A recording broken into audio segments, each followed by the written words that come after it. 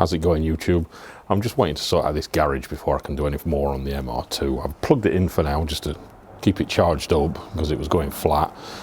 We'll get back on that soon. Now, if you remember a couple of weeks ago, I changed this door lock because it was broken. I'll link to that video up in the corner. So we've got a nice new trim on there because obviously we broke that one.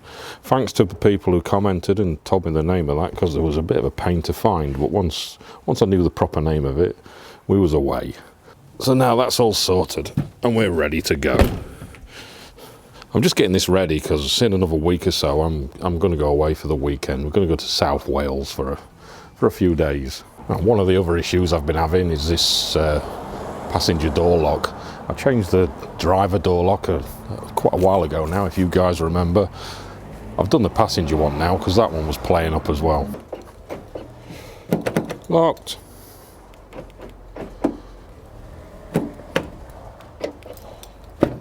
Unlocked. All nice and working. Right, I also talked about I had a bit of problem with oil as well, coming out of this breather back into the inlet pipe and then blowing out of all the little joints everywhere and dripping on the road. So I fitted a catch can there, coming out of the breather into the catch can, then out to atmosphere for science purposes. Oh, so I've blocked that going back into the inlet. So we'll try that for a while, see how that works. For now, it's still a little bit wet all around these pipes, but the black smoke coming out the exhaust has died down a lot. I'm assuming for the last few months that the intercooler has probably been a catch can. So there might be a bit of oil in the intercooler. I'll have to give that a while to blow its way through and hopefully it'll stop it. I don't know if you can see, but I've fitted an under-engine cover on it because I never had one on this van. So hopefully that'll stop the oil dripping anywhere for now, just while I wait for it to clear through. Right, I do have another issue as well. I've had it more or less since I've had the van. Every winter, once the sun starts to die down a little bit, I start losing the battery and the battery goes flat in winter. I have got the solar charging the battery.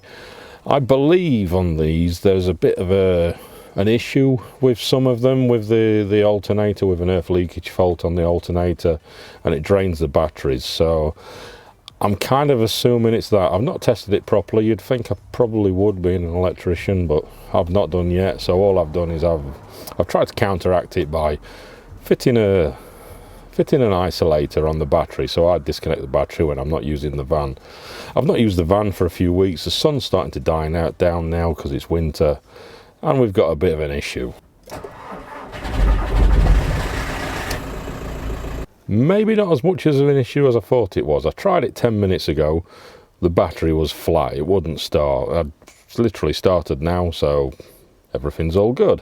But this is what prompted me to do the video, because I've been given something to have a look at, and I class it as one of my essential items that I always carry in the van. Now, under this seat, I've got a load of stuff that I always keep for essentials. This is a jump starter I normally have. I have this in a few videos. This is a nice little jump starter, this. I couldn't do without it, it's great. In this bag, I've got a little compressor that plugs into the 12-volt socket. Just for if you wake up with a flat tyre, that'll blow up and hopefully get you to a service station or whatever to get it fixed. If you wake up with a flat battery, that'll jump you and you should get it. Obviously we've got the usual oil, we've got a little bottle jack, everything else. There's a few other bits in here. This is the new one I've received. I've not even opened this box, so we'll have a look at it together, shall we? This one's a little compressor and a jump starter in one. So let's get it out, we'll have a look at it, let's see if this is any good. Right, so there we are, I've got it in the van. Let's unbox it, let's have a quick look. Like I say, I've not even had this out of the box myself. Multifunction jump starter. As you can see, it's a jump starter and a compressor. So it does the two jobs in one. So the two essential items that I think we should carry in the vans. Right, input DC 15 volt. I'm assuming that's got a power supply. We'll have a look. Output 5 volt, 2.1 amp, 5 volt, 1 amp. I'm assuming that's USB outputs. We'll have a look later. Jump starter voltage output 12 volt, obviously. So it's not got a 6 volt output or a 24 volt output. 12 volts what we want. Manufacturer GZ Jolly Flying. Right, let's open this up and have a look. Right, in the box, we've got a little thank you for your order and 12-month warranty register. Little instruction book, we'll look at that later. And the thing itself, we'll stick that to one side and we'll see what else is in here. Right, we've got a nice little carry case. Let's have a look what's in this case. Right, there we are, I've zoomed out a little bit so we can see. Open this up. Right, charger. Adapters for the compressor. Some little adapters for cleaning and if you're blowing up other things with the look of it. Car adapter for charging. The jump starter plugs. That's it in there. Let me check a few other pockets just to make sure. Right, that's everything. We've got a few little pockets on this bag so we can store everything nice and neatly and separate. Let's have a look at this. Right, there we are. There's the starter itself. It's not a bad size. There's it against my hand. It's quite small actually. Nice. Right, in the back, you've got your connector for your airline, and you can screw in whatever adapter you need. Well, you'll obviously need this one. We can screw that one in, then for blowing up the tyres. Right, taking a closer look at your unit itself. It's got a little power button there. I've pressed it and it's switched everything on. I'm assuming it powers itself down later. It's got a 100% battery. This is straight out the box, which is quite nice. It's already charged. Next to that, there's a little input for the charger, so we can plug the charger in, charge it up. Next along, we've got two USBs. One is a 1 amp, and the next one is a 2.1 amp. And then looking at this, if we press and hold the power button, it turns on the lights so we can see what we're doing in the dark, which is also pretty useful if you've got a jump start or blow your tyres up in the dark. Press and hold that again, switches off. On here, we've got the on-off button for the compressor.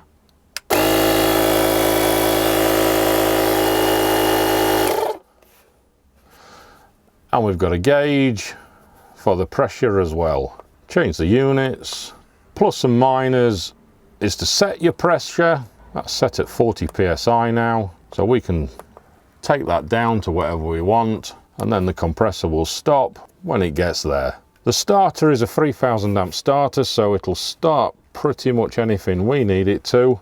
On the side there, we've got a little plug to plug in the jump starter connectors. It only fits in one way. It's got a flat point on that side, and then we've got a jump starter. It's a jump starter battery. I was going to try it and make sure it worked okay on this van because it was flat, but it seems to be okay now. Forget what I said, we are still flat.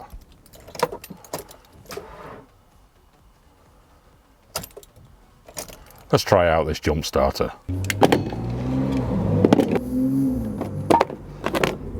Right, there's the isolator I normally do. I normally just unwind that, isolate it if I'm not using it for a few weeks.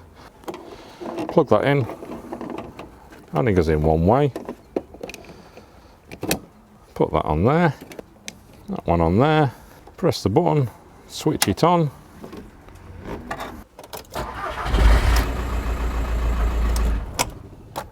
Nice. Let's just take it off to make sure it is a different.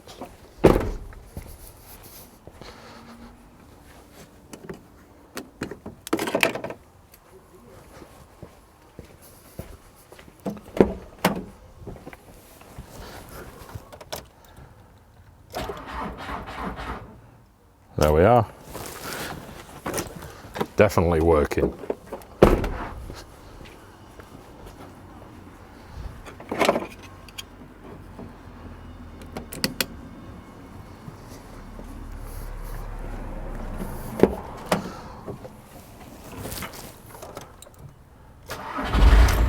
Nice.